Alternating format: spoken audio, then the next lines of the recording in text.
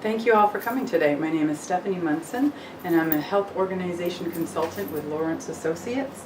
We are here today to talk about the growing overuse of the emergency department by non-emergent patients, the ramifications of that overuse, and a plan that we have that will reduce the number of visits to your ED over a fiscal year. I have also provided you all with copies of the slide numbers. I'll refer to the slide numbers so that you can follow along in your packet as we go. So slide number 2 is going to talk about our agenda. Today's agenda will include discussion of the problems that arise from the overuse of the ED by non-emergent patients, as well as the solution that we have designed for your hospital. Private practice offices feel burdened many times by the discussion of adding office hours, and our plan is designed to address some of the staffing and advertising issues that they frequently express as a barrier to implementing extended hours. We will discuss what the budget will look like for this project as well. The conclusion of our presentation will tie everything together for you, and then we will follow up with the questions that the group may have of us. I think that you will find that this plan is well thought out and quite easy to implement. This will save your hospital a tremendous amount of money while bringing better care to all patients involved, as well as creating better communication between your hospital and local private practice offices. Slide number 3. Overcrowding and long wait times. This is the thought in the forefront of everyone's mind when they think of overuse of the ED.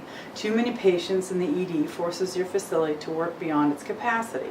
Resources become spread too thin, and it compromises a patient's safety as well as the care they receive. The patients fill up waiting rooms beyond capacity, spill over into hallways, and fill up every nook and cranny of the ER. We have all witnessed this. This inevitably and directly affects the wait time for each patient. Slide number 4. Increase in operating cost. Nationally, current estimates of non-emergent patients' visit to the ED are as high as 56%. This equals tremendous burdens on operating costs. The very nature of treating a non-emergent patient in the ED can demand more expensive and possibly unnecessary tests for the patient to be seen in their primary care setting, where the doctor has more information to make an accurate diagnosis than an ED doctor has based on one visit.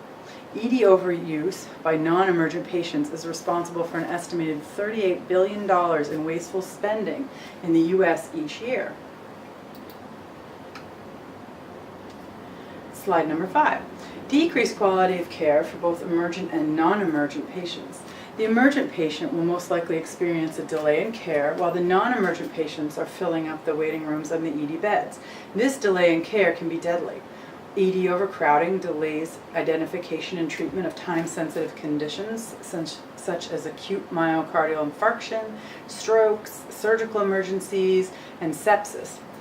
The non-emergent patient will experience longer wait times and most likely fragmented care because their treatment will be best handled in their primary care doctor's offices, where she or he has access to their records, knows their case history, and can provide continuity of care for acute as well as chronic disease management.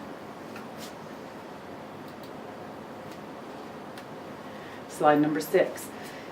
Solution. Our solution is extended hours of operation at local private practice offices as needed. So what do we offer? We know that providers are going to be reluctant for many reasons to extend their office hours. Some of these concerns are valid, and some are just based on not seeing the need for change from other perspectives. So we offer incentives, a small investment from the hospital side to support the extended hours plan at a physician's office will be well worth the tremendous return and reduce costs and reduce strains on your facility. We will have a project director that will be working this project from the hospital side. They will recruit physicians' offices locally with several enticing incentives, and then help train, advertise, and implement the plan with the physician's office. The hospital will employ their support staff person during the extended hours that will be trained to work within the physician's office. They will also employ a referral coordinator that will be located at the hospital during the extended hours. That person will work directly with the physician's staff support person to coordinate any emergent needs that the physician has. If the physician's office needs to refer a patient for lab work or an X-ray, This referral will be done with the coordination of these two supplied people, and this will allow for a smooth transition for the patient into the hospital and back to the physician's office in a timely manner. There will be an advertisement campaign that will be a collaborative effort between the hospital and the physician's offices to make sure that the patients are aware of the extended hours. This piece will be critical for success. There will also be an evaluation period, and the data from that will be coordinated with the physicians and then available to everyone involved to show how successful this program is. Slide number 7. What will it look like?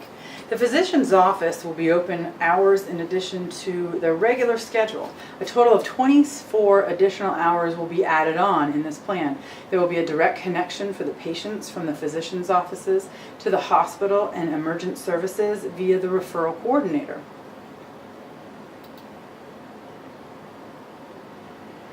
Slide number 8. These are just a few of the improvements the hospital, emergency department, and patients will occur because of this new plan. Less overcrowding in the ED waiting rooms, hallways, and beds, decreased ambulance diversions. We will see wait times dramatically decrease for the emergent patients as well as the patients seeing their physicians during scheduled visits. An anticipated 50% reduction of patient visits to the ED will represent a huge decrease in operating costs for the hospital. Proper and timely triage of emergent patients will allow safer and better care. Patients seeing their regular physicians instead of a random doctor in the ED will benefit from a continuity of care, a person that will be able to address their long-term needs if necessary, and set a plan that will be more beneficial to the patient and hopefully keep them healthier and reduce their overuse of the ED even further.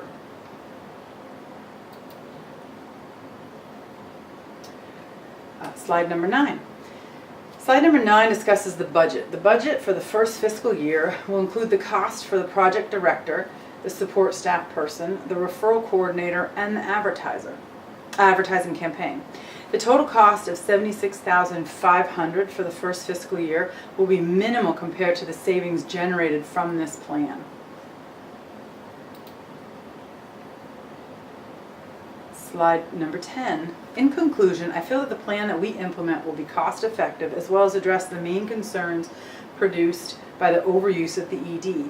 We feel the evaluation plan will show a decrease in overcrowding, a decrease in wait times, a significant decrease in operating costs, and most importantly, an increased quality of care for all patients served.